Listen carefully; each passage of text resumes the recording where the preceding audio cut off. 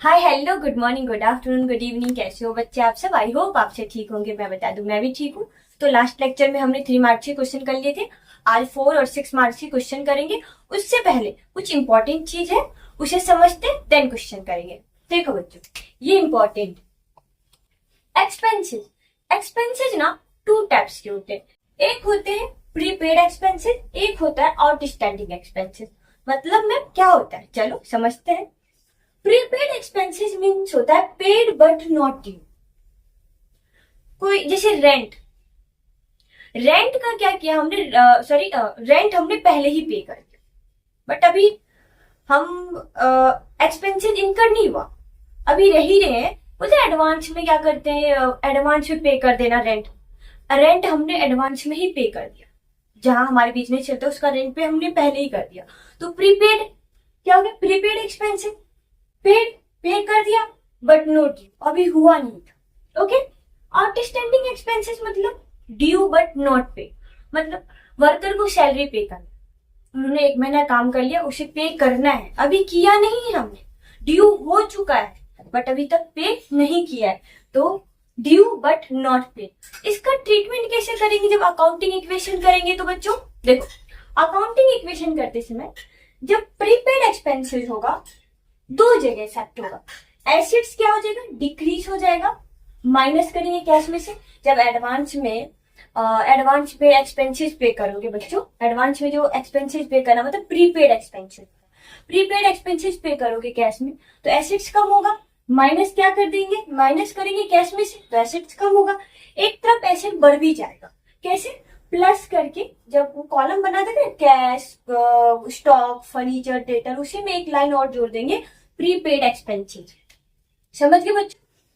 Outstanding expenses due but not paid, यहाँ पे भी 2 जगह इफेक्ट पड़ेगा। लायबिलिटीज इंक्रीज हो गया, सही है बच्चों, अभी तक क्या किया, सैलरी पे नहीं किया, ड्यू हो चुका है बट पे नहीं किया, तो लायबिलिटीज बढ़ गया। कैसे दिखाओगे, आउटस्टैंडिंग एक्सपेंसेस में दिखाओगे। जब लायबिलिटीज का कॉलम बनाते तो उसमें क्रेडिटर प्लस यहाँ पे एक लाइन दिखाएंगे आउटस्टैंडिंग एक्सपेंसेस। समझ बच्चों, यहाँ पे कैपिटल कम हो जाएगा। एक्सपेंसेस से क्या होता है, कैपिटल कम होता है, मैंने आपको ये बताया था। चलो, इनकम भी 2 टाइप के होते हैं, एक होता है एडवांस इनकम, एक होता है एक्योर इनकम। एडवांस इनकम अभी तक हमने हाँ ये एग्जाम्पल बताते हैं, रेंट का ही लेके चलते हैं। कई कई जगह देखते हो रेंट एडवांस में ले लेते हैं, लेते हैं कि नहीं लेते एडवांस में। हो सकता है कि बिजनेस ने क्या कर रखा हो, अपना कोई फर्म हो, कुछ कोई प्लांट हो जो कि रेंट पे लगा रखा है, उसने क्या कर रखा है कि रेंट पहले ही रिसीव कर लेता है, मतलब एडवांस में receive but not earn. Receive हमने एडवांस में कर लिया। चलो सबसे अच्छा एग्जांपल, जब भी कोचिंग लेते हो तो कोचिंग में क्या होता है, पहले बोलते 1 महीने पहले ही उसका जो भी पेमेंट होता है पे कर देते हैं, बच्चे करते हैं ना। रिसीव कर लिया बट अभी तक उन्होंने अर्न नहीं किया, तो यही है receive but not earn. Accrue income मतलब इसका उल्टा है, अर्न कर लिया, उस चीज का जो भी हमारा इनकम था अर्न हो चुका है बट अभी तक रिसीव नहीं हुआ है। अर्न हो गया बट रिसीव नहीं हुआ। समझिए बच्चों, एडवांस इनकम मतलब receive but not earn, accrue income मतलब अर्न बट नॉट रिसीव। इन दोनों का ट्रीटमेंट कैसे करोगे अकाउंटिंग इक्वेशन समय में। देखो, एडवांस इनकम हमारा इनकम अभी तक है नहीं बट रिसीव हो चुका है, तो देखो लायबिलिटीज बढ़ जाएगा, लायबिलिटीज इंक्रीज हो जाएगा। यहाँ पे कैसे दिखाओगे, प्लस एडवांस इनकम करके, जो कॉलम बना देते ना creditors, credit outstanding expenses plus advance income. समझ लो बच्चों, एसेट इंक्रीज हो जाएगा क्योंकि कैश आएगा, तो कैश क्या हो जाएगा, बढ़ जाएगा। यहाँ पे एक्योर इनकम में क्या हो जाएगा, एसेट्स बढ़ जाएगा। यहाँ पे पहले क्योंकि अर्न हो चुका है तो हम एसेट साइड में किस नाम से दिखाएंगे, एक्योर इनकम के नाम से दिखाएंगे। और यहाँ पे कैपिटल क्या होता है बच्चे, इनकम से क्या होता है, कैपिटल इंक्रीज हो जाता है। समझ गए बच्चों, क्या आपको समझ में आए। एक्सपेंसेस 2 टाइप के होते हैं, prepaid expenses, outstanding expenses. Prepaid expenses मतलब paid but not due, outstanding expenses due but not paid. Income, advance income मतलब क्या होता है बच्चों, received but not earn. Accrue income का मतलब क्या होता है, अर्न बट नॉट रिसीव। क्या ये आप समझ गए, इंपॉर्टेंट है। अभी और समझते हैं आगे। अब ये भी इंपॉर्टेंट है जो करते हैं क्या, डेप्रीशिएशन। डेप्रीशिएशन क्या होता है आपको मैंने बता दिया था। डेप्रीशिएशन डेप्रीशिएशन क्या है बच्चों, एक कंपनी के लिए, फर्म के लिए एक्सपेंसेस।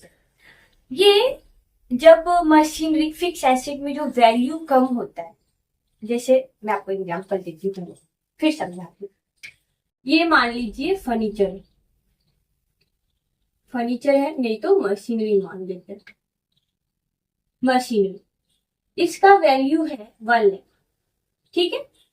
1 ईयर बाद, 1 साल बाद इसको बुक में दिखाते हैं 80,000 में। 20,000 का क्या हुआ, यहाँ पे वैल्यू में डिक्रीज हो गया। किस वजह से हुआ होगा, टीयर और वियर के कारण ये हुआ होगा। ये 20,000, इसे ही क्या कहते हैं, डेप्रीशिएशन। क्या कहते हैं बच्चों, डेप्रीशिएशन। डेप्रीशिएशन एक एक्सपेंसेस होता है, एक्सपेंसेस की तरह ट्रीट करते हैं। जब आपका चैप्टर आएगा ना डेप्रीशिएशन, तो वहां पे अच्छे से और समझेंगे, उसकी मीनिंग को समझेंगे, कितने मेथड्स होते हैं, कैसे चार्ज करते हैं, क्या डेप्रीशिएशन का क्या रेट होता है, सब समझेंगे। समझ गए, ये हो गया। डेप्रीशिएशन एक्सपेंसेस होता है, और अगर एक्सपेंसेस है तो कैपिटल को इफेक्ट करेगा, तो कैपिटल में से क्या करेंगे, इसको लेस करेंगे। एसिड को भी डिक्रीज करता है बच्चों। मैम कैसे लेस करेंगे, जैसे फर्नीचर है, ये फर्नीचर हो गया, या मशीनरी, कुछ भी हो सकता है, मशीनरी पे भी लग सकता, मशीनरी पे भी डेप्रीशिएशन लगता है, फर्नीचर पे। ये इसकी वैल्यू दिया हुआ है, कितना दिया हुआ वैल्यू, ये 1 लाख था, मान लेते हैं कि यहाँ पे 1 लाख दिया हुआ है वैल्यू, और यहाँ पे लेस कर देते हैं डेप्रीशिएशन करके 20,000, तो वैल्यू कितना बच गया, 80,000। ऐसे ही आपको इक्वेशन में दिखाना है। प्रैक्टिकल क्वेश्चन करेंगे ना अभी इसके बाद, तो अच्छे से समझ में आ जाएगा। समझिए, डेप्रीशिएशन क्या है, एक्सपेंसिव, जो कि कैपिटल को क्या कहते हैं, डिक्रीज करता है, एसेट्स को भी डिक्रीज करता है, उसको माइनस करके डेप्रीशिएशन जितना वैल्यू बच जाता है वो दिखाते हैं। फुल सेटलमेंट, फुल सेटलमेंट से रिलेटेड अब देखते हैं बच्चों क्या है। एक होता है डेटर, एक होता है क्रेडिटर। अब डेटर और क्रेडिटर के बारे में तो मैंने को बता रखा है, कितने बार इसकी मीनिंग को समझा रखा है। डेटर जिसे हमें पैसा देना है, क्रेडिटर जिसे पैसा देना है, डेटर जिससे पैसा लेना है। समझ लो बच्चों। मान लो कि डेटर जो है अमाउंट 60,000 का डेटर है, ठीक है बच्चों,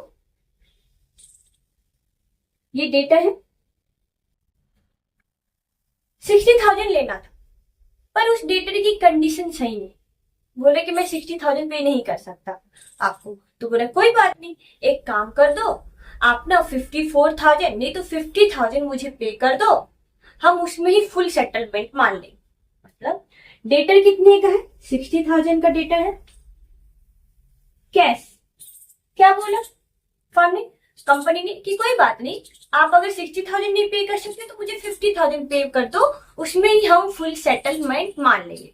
तो यहाँ पे 50,000 क्या आया मेरे पास, कैश आया, 50,000 कैश आया।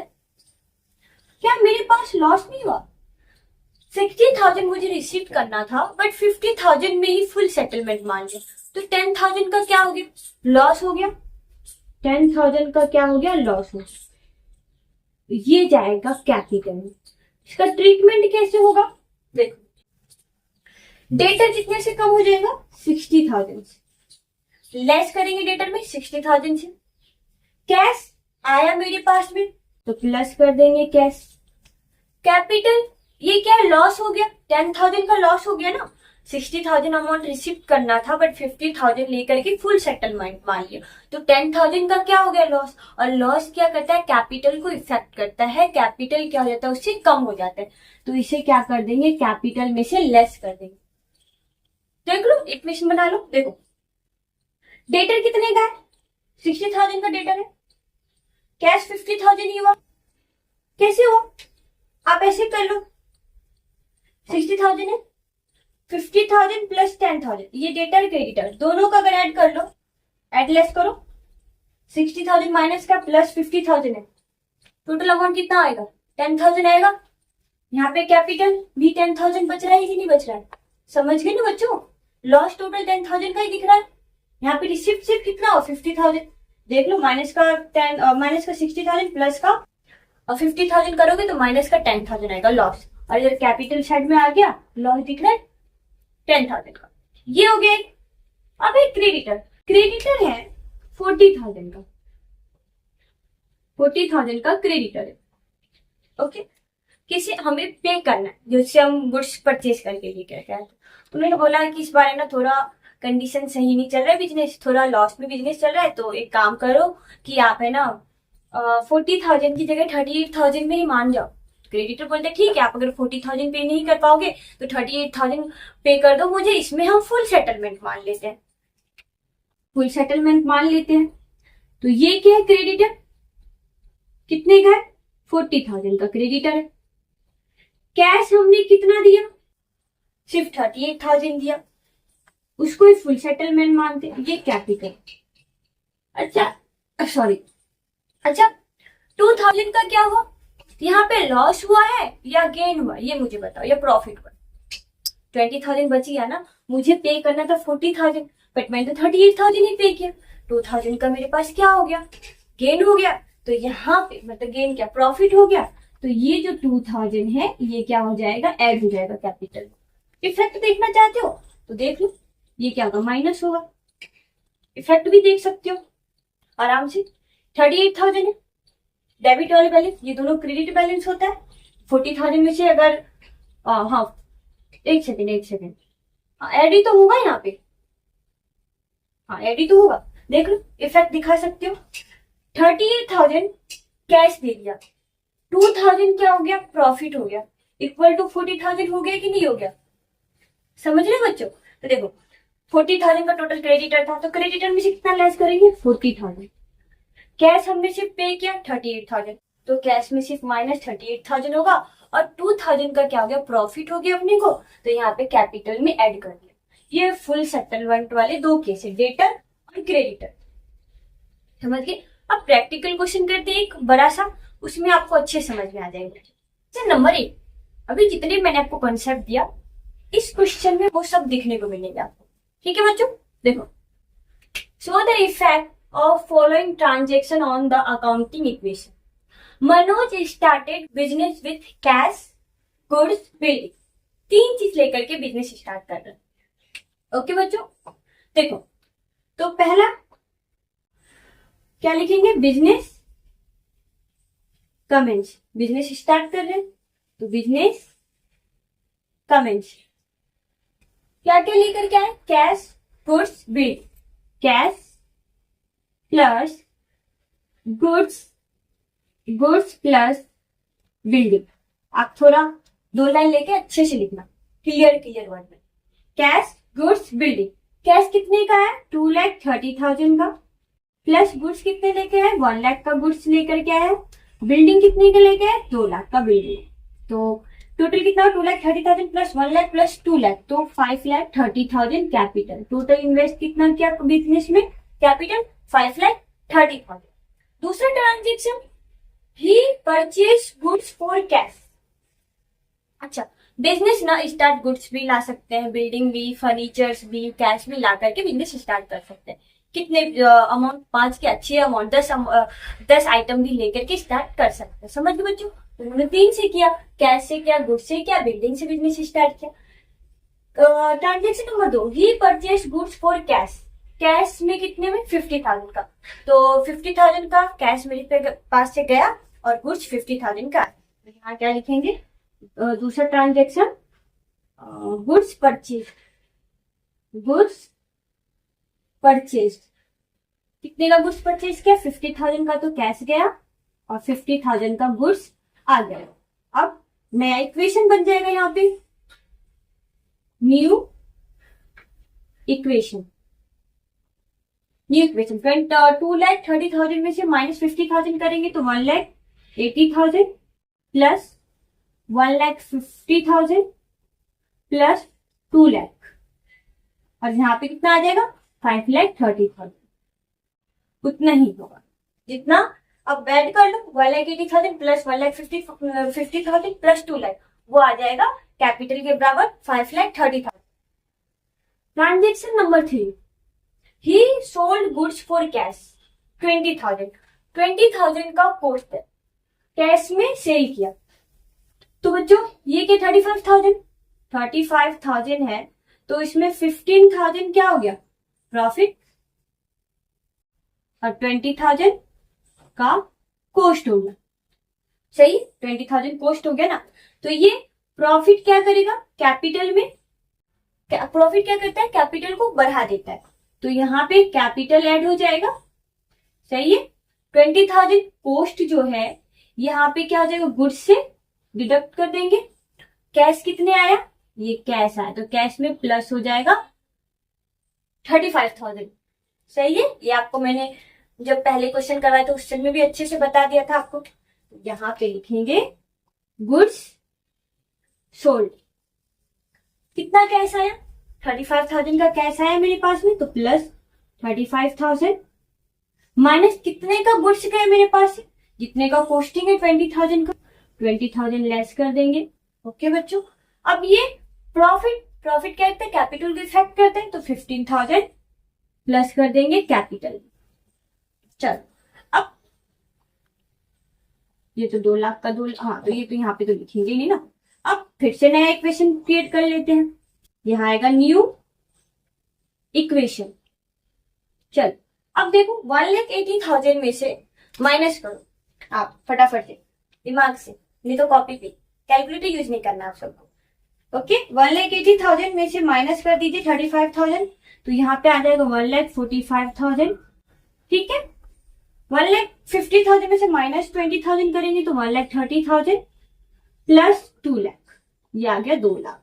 तो देखो और 5,30,000 में अगर ऐड कर देंगे 15,000 तो 5,45,000 आ जाएगा। ऐड करके देख लो, debit is equal to credit ही होगा, मतलब asset is equal to liabilities plus capital ही होगा।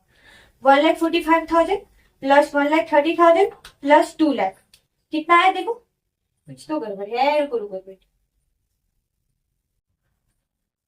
हाँ, कॉस्टिंग 20,000 ही है।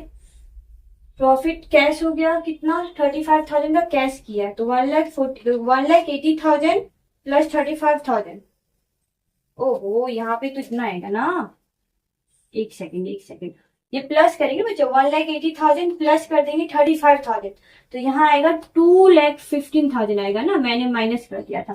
देखो 2,15,000 प्लस 1,30,000 प्लस 2 लाख, तो आ गया 5,45,000। वहां पे देखो 5,45,000, इक्वेशन मिल गया, asset equal to liabilities plus capital.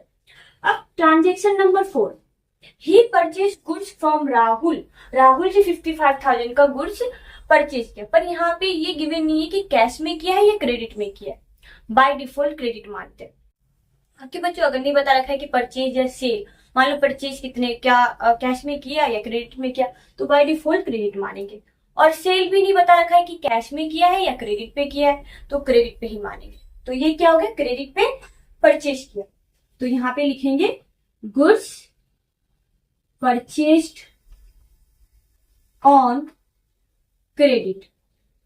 किससे परचेज किया है, राहुल से, तो goods purchase on credit from Rahul. ये इसलिए लिख रही हूं क्योंकि आगे जाकर के ये सेटलमेंट करेगा तो याद नहीं रहेगा, तो याद रखना राहुल से कितने का गुड्स परचेज किया, 55,000 का। तो यहाँ पे गुड्स कितने का है, 55,000 का, तो प्लस कर देंगे 55,000। क्रेडिट पे किया है, क्रेडिट पे किया परचेज, तो क्या आएगा बच्चों, क्रेडिटर क्या हो जाएगा, बढ़ जाएगा, जिससे हम गुड्स परचेज करके लाते क्रेडिट पे, उसे क्या कहते हैं, क्रेडिटर। तो यहाँ पे आ जाएगा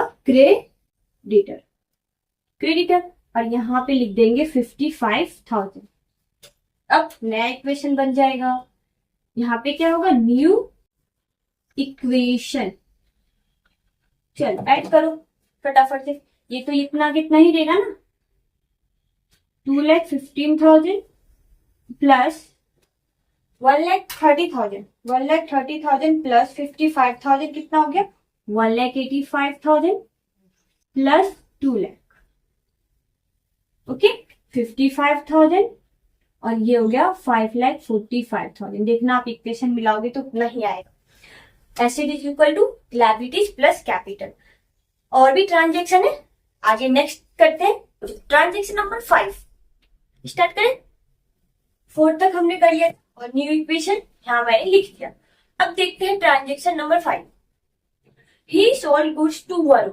पोस्टिंग 52,000 और बेचे कितने में 62,000। वरुण को गुड्स बेचे और यहाँ पे ये नहीं बता रखा है कि कैश में बेचा है या क्रेडिट में बेचा है, तो हम क्या मान के चलेंगे बाय डिफॉल्ट, क्रेडिट में परचेज किया, सॉरी क्रेडिट में सॉल्ट किया है। देखो तो 60,000 माइनस 52,000, 8,000 का यहाँ होता है प्रॉफिट। चलो मैं आपको डिटेल में करके बताती हूँ।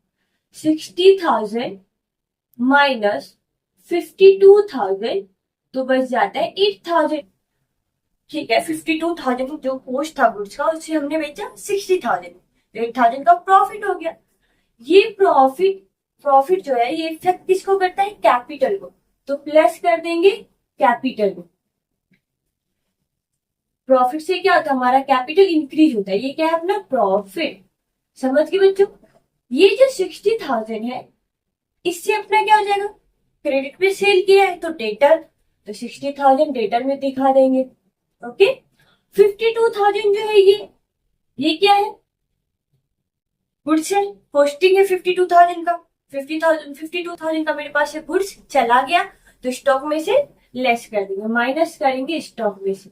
वैसे मैंने आपको एग्जांपल के साथ में बताया था, है ना बच्चों। ट्रांजेक्शन नंबर 5, यहाँ पे लिखते हैं 5 ट्रांजेक्शन, क्या लिखेंगे, goods sold to Varun. Varun को क्या कर रहे हैं, गुड्स सोल्ड कर रहे हैं, goods sold to Varun on credit. एक बात बचाओ बच्चे, कैश आया अपने पास में, नहीं आया, क्योंकि हमने क्रेडिट पे सेल किया है तो डेटर आया। यहाँ पे क्या लिखेंगे, डेटर, यहाँ पे लिख देंगे डेटर। कितने से डेटर आया है, 60,000 से डेटर बन गया। ओके, 52,000 से मेरे पास से गुड्स गया तो माइनस कर देंगे यहाँ पे 52,000 से बच्चों। 8,000 का प्रॉफिट हुआ, कैपिटल को इंक्रीज करता है तो प्लस कर देंगे 8,000 कैपिटल में। ये हो गया। अब बन जाएगा फिर से न्यू इक्वेशन, वहां क्या करेंगे, न्यू इक्वेशन। 2,15,000 प्लस 1,85,000 में से 52,000 जाएगा तो कितना बचेगा बच्चों, मे बी 1,33,000। देखते हैं, 1,85,000 माइनस 52,000 तो बच गया 1,33,000। आप सब कैलकुलेटर यूज नहीं कर सकते बच्चों, ठीक है, आपको खुद ही करना है, कॉपी में जहां पे करना है अपने दिमाग लगा के करना है, डायरेक्टली लिखता है। हाँ, 1,85,000 में से 52,000 गया तो 1,33,000। किसी किसी का माइंड बहुत शार्प होता है कैलकुलेशन करने में। 1,33,000 प्लस 2 लाख का क्या है, बिल्डिंग, प्लस 60,000 का डेटर। ओके, क्रेडिटर कितना है 55,000 का, 5,45,000 में ऐड कर देंगे 8,000 तो कितना होगा बच्चों, 5,53,000। देख लो debit sorry asset is equal to liabilities और कैपिटल है या नहीं। देखो 5,53,000 प्लस 55,000 ऐड करते हैं तो 6,08,000 होते हैं। चलो एसेट सेट कैलकुलेट करते हैं। 2,15,000 प्लस 1,33,000 प्लस 2 लाख प्लस 60,000 तो हो गया 6,08,000। तो asset is equal to liabilities plus capital हो गया। ये बन गया new equation. Transaction number 6, he paid cash to Rahul in full settlement. मैंने आपको फुल सेटलमेंट वाला केस बता दिया। राहुल से हमने कितने का गुड्स परचेज करके लाए थे, 55,000 का गुड्स परचेज करके लाए थे और यहाँ पे पूरे के फुल सेटलमेंट कर लिया कितने में, 53,000 में।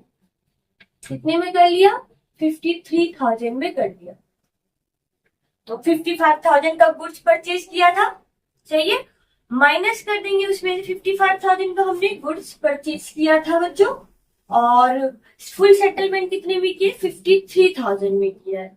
ओके, तो बच गया 2,000 का मेरे पास प्रॉफिट हो गया, तो ये कर देंगे कैपिटल में ऐड। कैपिटल में ऐड क्यों कर रहे हैं, क्योंकि प्रॉफिट जो है इंक्रीज करता है कैपिटल को। ओके, और टोटल मेरे पास क्रेडिटर कितने से लेस हो जाएंगे, 55,000 से ये क्रेडिटर लेस हो जाएगा।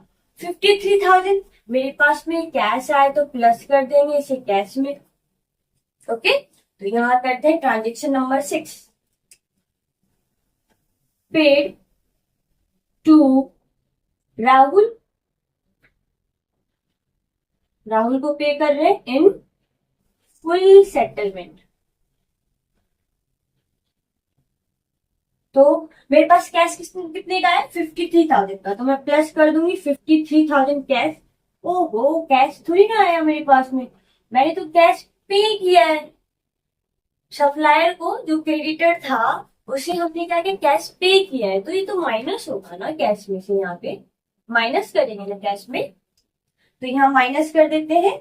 53,000 मैंने कैश पे किया, मेरे पास क्रेडिटर कितने से कम हो गए, 55,000 से, तो मैंने लेस कर दिया क्रेडिटर में 55,000। प्रॉफिट कितने का हुआ, मुझे 55,000 पे करना था, बट 53,000 पे करके फुल सेटलमेंट मान लिया, तो 2,000 का मेरे पास प्रॉफिट हो गया। तो यहाँ पे कैपिटल में 2,000 ऐड कर देंगे। न्यू इक्वेशन, ये बन गया न्यू इक्वेशन। तो 2,15,000 में से 2,15,000 में से माइनस करें 53,000, तो आता है 1,62,000 प्लस 1,33,000 प्लस 2 लाख प्लस, एक सेकेंड, बिल्डिंग कितना 2 लाख का, डेटर कितना है मेरे पास 60,000 का डेटर हो गया। हाँ, क्रेडिटर कितना है 0, क्योंकि जितना था क्रेडिटर उतने का मैंने क्या कर दिया, लेस कर दिया, अब तक क्रेडिटर का पेमेंट कर दिया, तो यहाँ पे 0 बच गया। 5,53,000 plus 2,000 is equal to 5,50,000, sorry 5,55,000 हो जाएगा ना, 5,55,000। ये बन गया अपना न्यू इक्वेशन। अभी भी चेक करो, देखो इक्वल आ जाएगा, 1,62,000 प्लस 1,33,000 प्लस 2 लाख प्लस 60,000। देखो asset is equal to liabilities plus capital, 5,55,000 and 5,55,000 हो गए। और ट्रांजेक्शन नंबर 7, ट्रांजेक्शन नंबर 7 क्या है, salary paid by him. Salary पे किया, तो सैलरी पे किया तो मेरे पास से क्या हुआ, कैश कम हो गए 20,000 से, मेरा कैपिटल भी तो कम हुआ। एक्सपेंसेस क्या करता है, कैपिटल को कम कर देता है, डिक्रीज कर देता है। तो यहाँ क्या लिखेंगे, सैलरी पेड, 20,000 का मेरे पास से कैश गया, साथ में मेरे कैपिटल भी क्या हो गया, डिक्रीज हो गया, तो यहाँ पे माइनस कर देंगे 20,000 का। चलो बन गया न्यू इक्वेशन, न्यू इक्वेशन। मेरी हैंड राइटिंग मत जाना, वैसे मेरी हैंड राइटिंग को सुधारने की कोशिश कर रही हूँ, पर जब तक तो झेलो।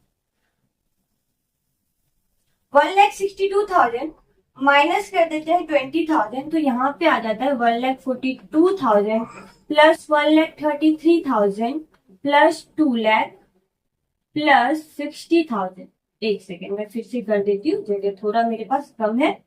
तो 1,62,000 में से गया 20,000, तो 1,42,000 प्लस 1,33,000 प्लस 2 लाख प्लस 60,000। तो ये यहाँ पे, ये तो अपने एसेट्स है, क्रेडिटर है नहीं 0, और 5,55,000 में से 20,000 गया तो कितना बचेगा बच्चों, 5,35,000। सही है, मैं चेक कर लेते हैं। 1,42,000 प्लस 1,33,000 प्लस 2 लाख प्लस 60,000, तो देखो 5,35,000 और कैपिटल कितना है 5,35,000।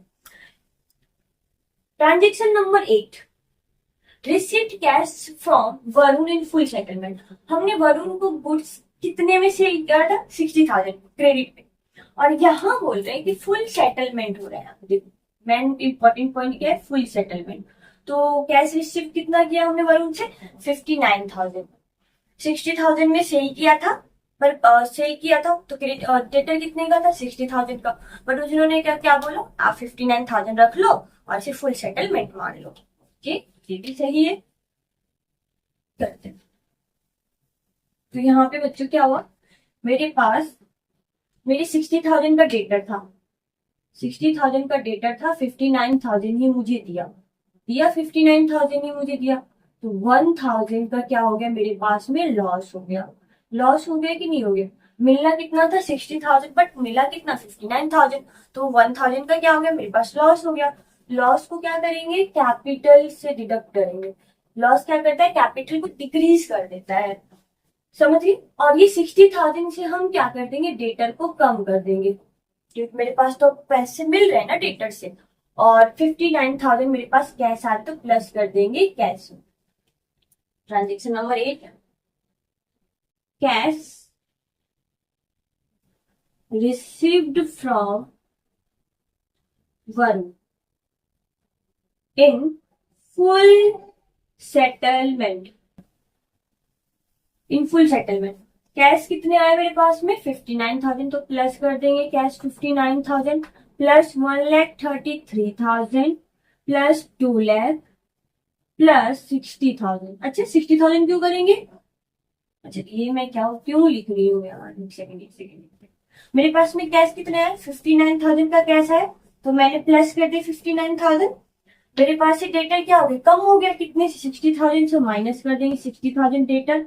लॉस कितने का हो गया 1,000, तो वो कैपिटल को क्या करता है, डिक्रीज करता है, तो माइनस कर देंगे। हो गया ये। अब बन गया न्यू इक्वेशन, फिर से न्यू इक्वेशन। 1,42,000 में ऐड कर दो, 1,42,000 प्लस 59,000 आता है 2,01,000।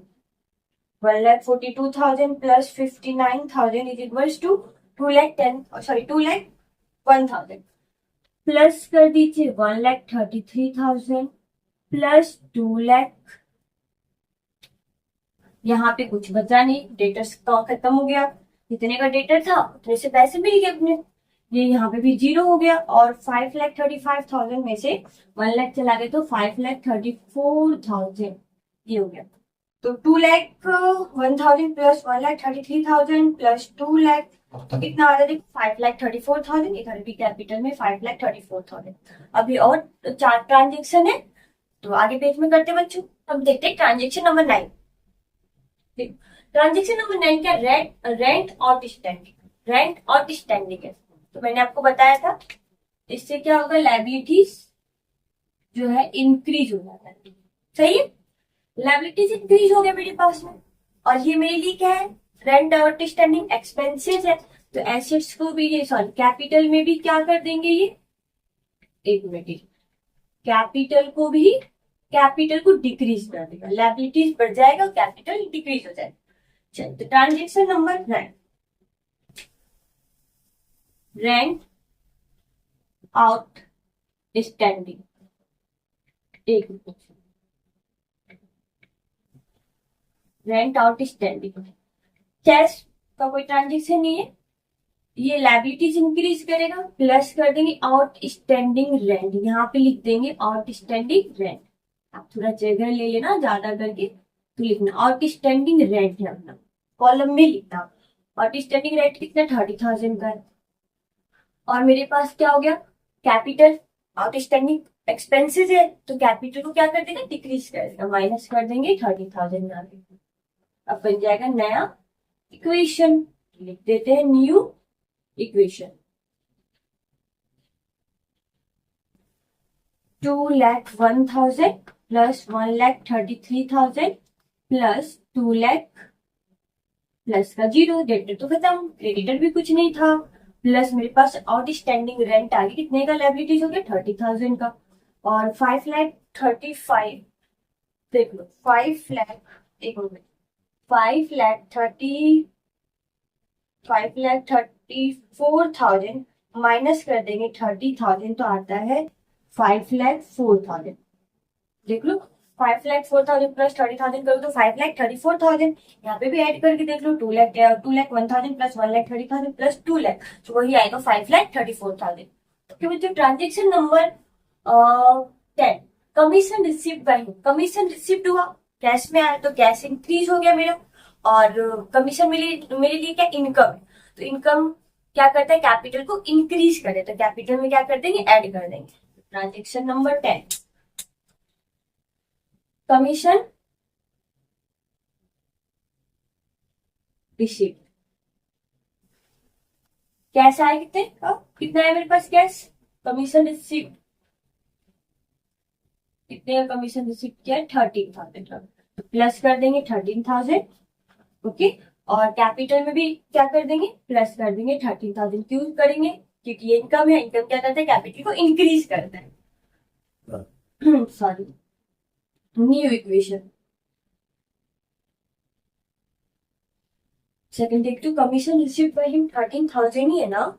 एक second, commission receive by him 13,000, सही 13,000। मुझे लगा कुछ गलत है, बट सही। 1 लाख सॉरी 2,01,000 में अगर 13,000 जोड़ेंगे 2,14,000, सही है ना? हाँ, 2,14,000 प्लस 1,13,000, 33,000 प्लस 2 लाख प्लस का 0, और यहाँ पे भी 0 प्लस 30,000, और यहाँ पे कर देंगे 5 lakh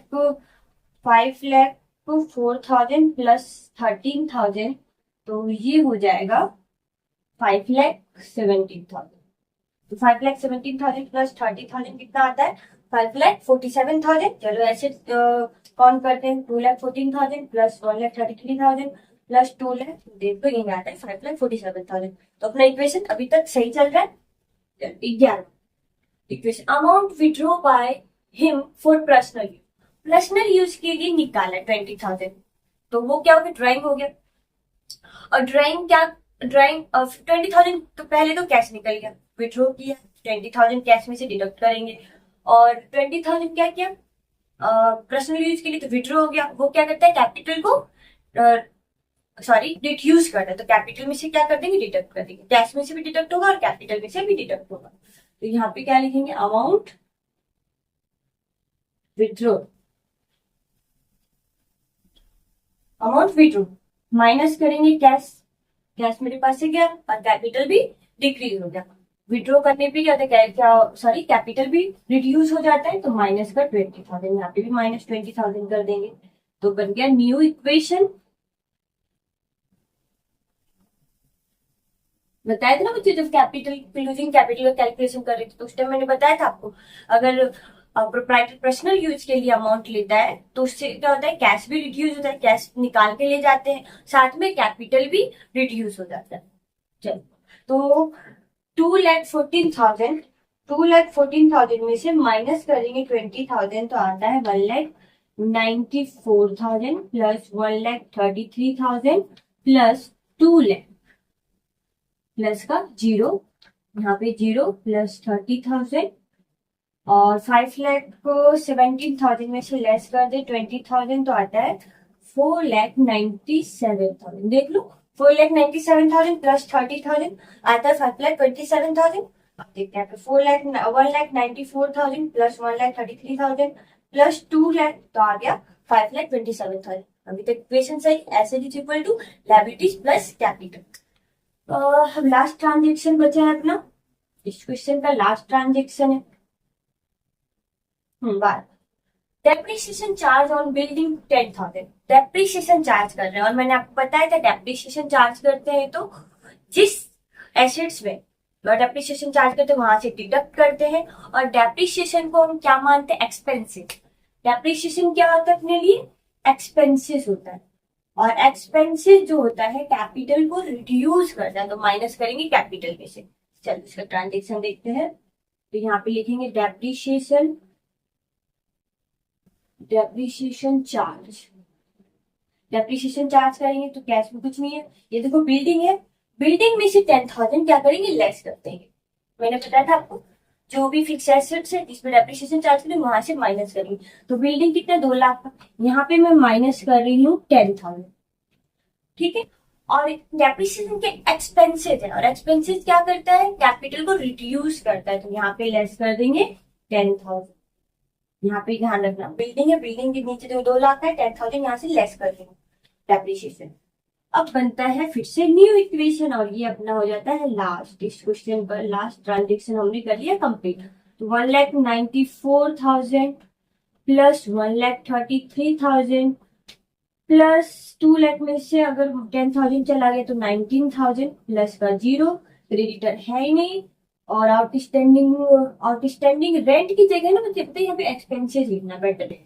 rent sorry outstanding expenses ज्यादा बेटर है। तो यहाँ पे लिख दिया 30,000, ये हो गया। और 4,97,000 से 10,000 गया तो 4,87,000। चलो एक बार फिर से देख लेते हैं कि asset is equal to liabilities plus capital है कि नहीं है। तो 1,94,000 प्लस 1,33,000 प्लस 1,19,000, तो ये आ गया 5,17,000। ये 4,87,000 प्लस 30,000, तो ये भी आ गया 5,17,000। इसका मतलब क्या, हमारा क्वेश्चन बिल्कुल सही था। ये क्वेश्चन इंपॉर्टेंट है, एग्जाम में आने की लायक है, आ सकता है ये क्वेश्चन। देखा यहाँ पे ट्रांजेक्शन भी अच्छे अच्छे थे, और मैंने आपको बता दिया फुल सेटलमेंट वाले भी थे, आउटस्टैंडिंग रेंट वाला भी था, ये भी डेप्रिसिएशन से रिलेटेड भी था। एक समझो ये जो रेंट आउटस्टैंडिंग है ना, ये 30,000, यहाँ पे 3,000 नहीं है, 30,000 है। यहाँ पे मैंने एक जीरो कम लगाया, बाकी यहाँ पे ट्रांजेक्शन यहाँ पे देखो 30,000 में ही लिखा है मैंने सारी जगह, यहाँ पे लेस भी कैपिटल में 30,000 नहीं किया। ओके बच्चों, आज के लिए इतना ही। कल हम करने वाले हैं एक और प्रैक्टिकल क्वेश्चन मैं आपको करवाऊंगी, जिससे आपको है ना अच्छे से समझ में आएगा, आप बेटर अंडरस्टैंडिंग कर पाओगे। फिर rules of debit and credit start करेंगे, कल के क्लासेस में ही rules of debit and credit start करेंगे। ओके तो आज के लिए इतना ही, bye bye, thank you and take care.